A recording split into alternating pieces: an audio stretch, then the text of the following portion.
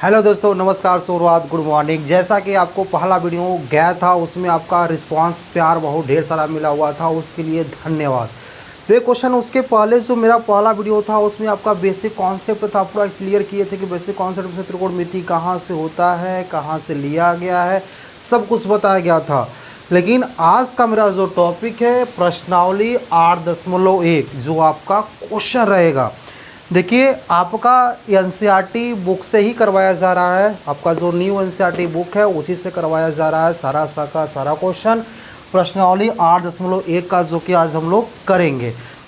अब 8.1 का करेंगे पहला क्वेश्चन तो लिखना दोस्तों पॉसिबल नहीं है क्योंकि बड़ा सा वीडियो बड़ा हो जाएगा। तो आप कीजिएगा कि आपके सामने आप बुक रख लीजिए, रखने के बाद क्वेश्चन को मिला लीजिए कि आपके बुक का ही तो है ना। वैसे आपको दिखा दिए कि बाबू आपके बुक का ही जो कि दिया गया है, ठीक है ना। तो इसमें का है क्वेश्चन पहला था कि दिया एक त्रिभुज ABC है जिसका 20 समकोण है। मेरे प्यारे दोस्त, एक त्रिभुज आप बनाइए और आपको बताए थे कि जो आपका त्रिकोणमिति होता है हमेशा समकोण त्रिभुज में ही यूज होता है, और यहाँ बोला है कि बी आपका क्या है, समकोण है। तो आप सबसे पहले क्या करेंगे, एक समकोण त्रिभुज बनाइए।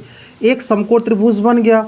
अब एक समकोण त्रिभुज बन गया तो इसमें बहुत से प्यारे दोस्तों का कन्फ्यूज़न होता है कि कौन सा नाम कहाँ पर लिखे। सर ABC है तो ABC नाम कहाँ पर लिखे, यहाँ पर जो 3 शीर्ष दिया गया। तो इसमें प्यारे दोस्त घबराने वाली कोई बात नहीं है।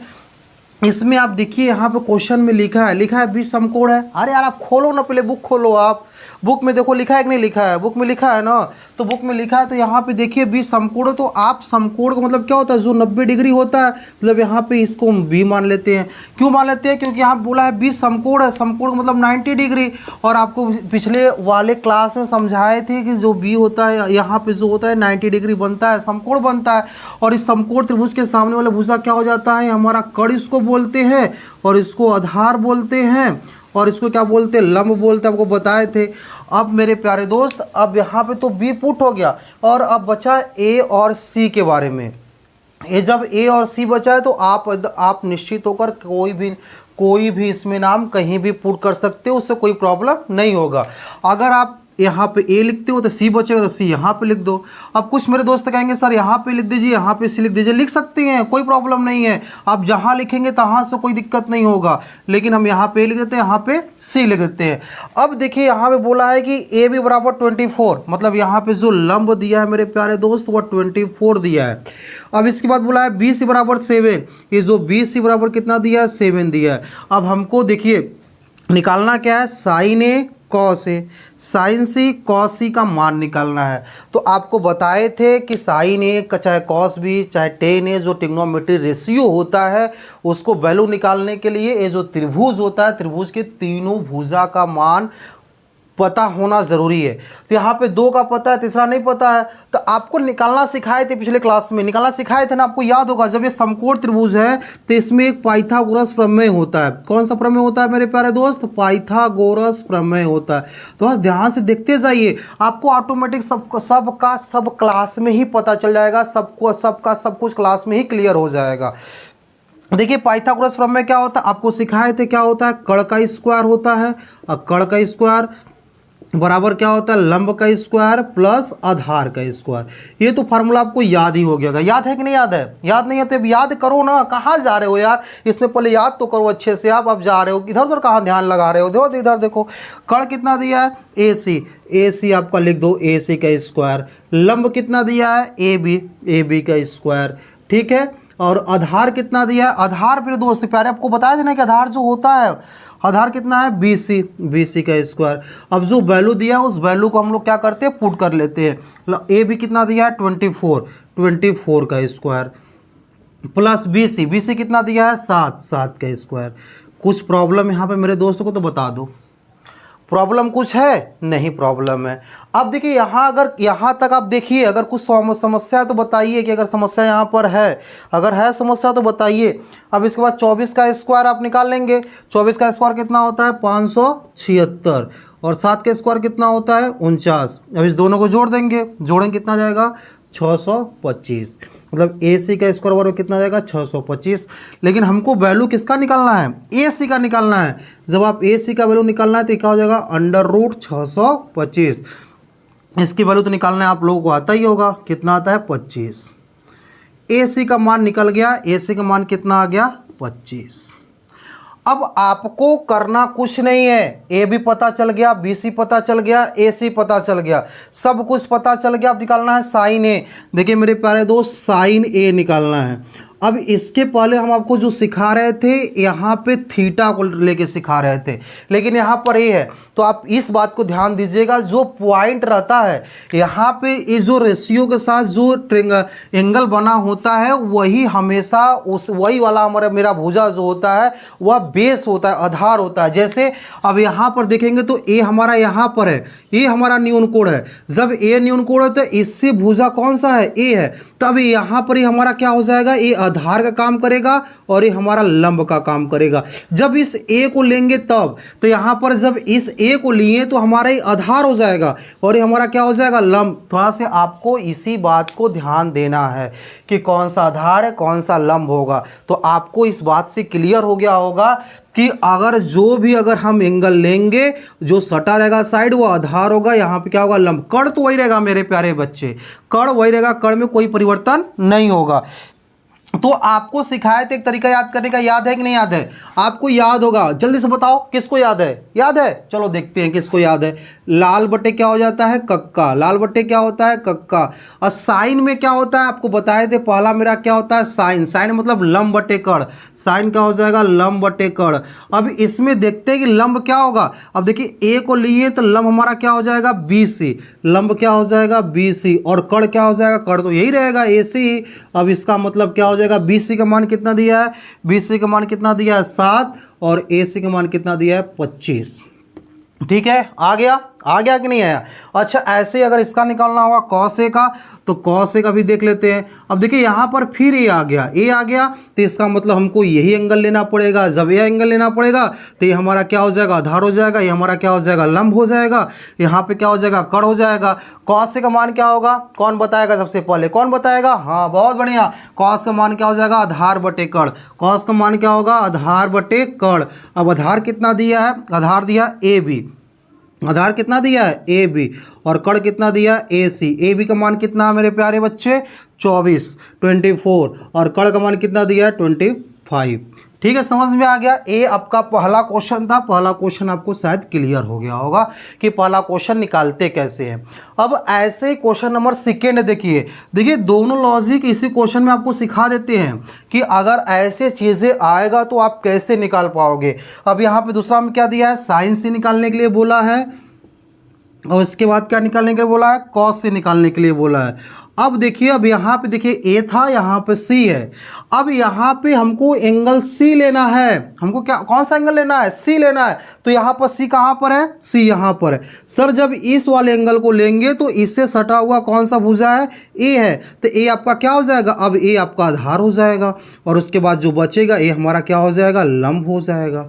देखिए यही तो प्रोसेस है, यही आपको सीखना है कि दोनों में डिफरेंस क्या होता है। आप अगर ये सीख जाओगे तो बहुत अच्छे से आप सवाल को यूं ही उड़ा दोगे और आपके एग्जाम में ऐसे क्वेश्चन आता ही आता है। जब ये आपको क्लियर हो जाएगा तो आने वाला क्वेश्चन भी क्लियर होता चला जाएगा, क्योंकि यही तो बेसिक है आपका बाबू, यही बेसिक है। अपने प्रश्नावली 8.1 का पहला क्वेश्चन यही है जो कि आपको पहले ही इसका पूरा कॉन्सेप्ट सिखा दिया गया पहला वीडियो में। जो नहीं देखा पहले जाकर देखो जल्द से जल्द। अरे जल्दो जाके देखो ना, देख नहीं जा रहे हो, चलो ठीक है, यहाँ पे देख के ही समझ लेते हैं। ठीक है, तो यहाँ पे साइन से क्या है, यहाँ पे लेंगे आधार। आधार हमारा क्या हो जाए, अब देखिए आधार हो गया, ये हमारा कर्ण हो जाएगा, सॉरी ये हमारा लंब हो जाएगा, ये हमारा क्या हो जाएगा, कर्ण। साइन से क्या होता है, लंब बटे कर्ण।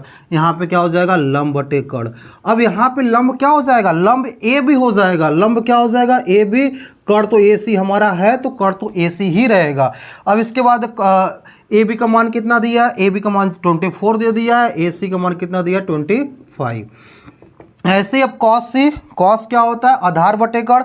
आधार क्या होता है, BC। आधार कितना दिया है, आधार बटे कर्ण। आधार कितना दिया है, BC। कर्ण कितना है, AC।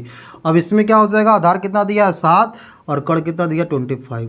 अब मेरे प्यारे कुछ दोस्त कहेंगे देखिए सर इसका इससे मैच कर रहा है, इसका इससे, अरे उससे कोई प्रभाव नहीं है, उससे कोई दिक्कत नहीं है, मैच करे उससे क्या दिक्कत है। आपको मेन चीज़ इसको देखना है कौन सा एंगल है, कहाँ पे बन रहा है और कहाँ पर क्या चीज़ें लंब लेना है, क्या चीज़ें आधार लेना है। समझ में आ गया ना। देखिए पहला क्वेश्चन था इसलिए इतना बहुत डिटेल से बताया, वैसे तो आपको पूरा कॉन्सेप्ट सिखाई दिए थे। आते क्वेश्चन नंबर सेकेंड पर। देखिए क्वेश्चन नंबर सेकेंड आपके सामने है। क्वेश्चन नंबर दूसरा में क्या बोला था कि जो आकृति है उसमें tan p minus cot r का मान बताना है। tan p minus cot r का क्या बताना है, मान बताना है। अब आपको आकृति दिया गया है, आकृति यहाँ पे क्या लिखा हुआ है p, उसको अच्छे से कर लेते हैं। यहाँ पे p है, q है, r है। q आपका क्या है, समकोण है। अब p q है, पी आर है, क्यू आर है। अब इसमें देख रहे हैं कि पी क्यू का मान दिया है, पी आर का मान दिया है, लेकिन क्यू आर का मान नहीं दिया है। तो प्यारे दोस्त आपको जस्ट बताए थे अभी, इसके पहले क्वेश्चन में ही सिखाए कि अगर तीन भुजा है, तीन भुजा में अगर दो भुजा का मान दिया है, तीसरा भुजा निकालना है तो आपको पाइथागोरस प्रमेय का ही प्रयोग करना पड़ेगा और उसी के मदद से आप निकाल सकते हो।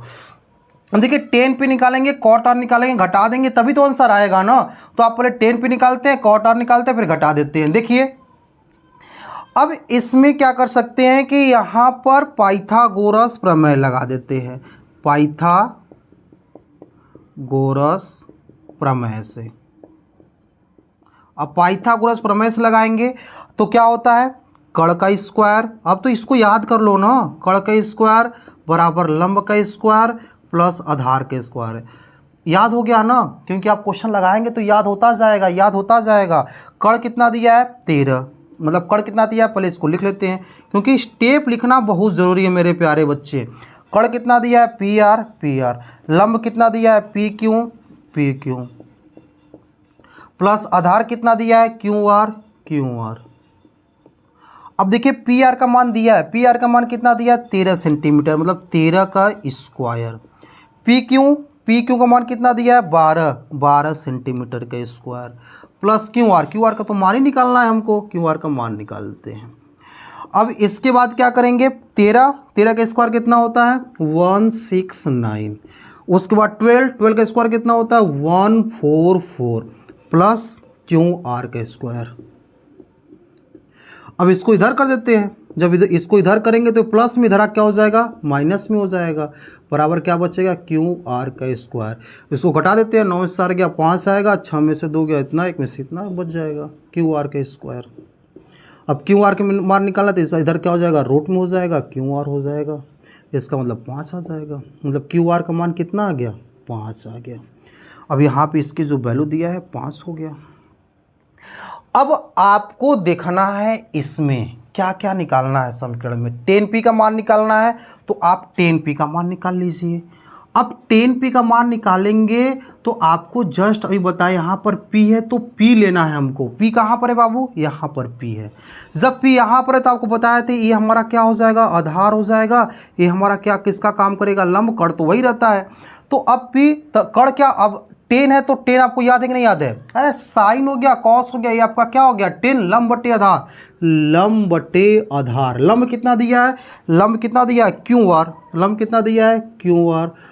आधार कितना दिया है पी क्यू, पी क्यू। अब इसकी वैल्यू रख लेते हैं। क्यू आर का मान कितना दिया है मेरे प्यारे बच्चे, क्यू आर का 5 दिया है 5। पी क्यू का मान कितना दिया है 12, पी क्यू का मान कितना दिया है 12। हमको ये निकालना है कॉट आर, कॉट आर निकाल लेते हैं।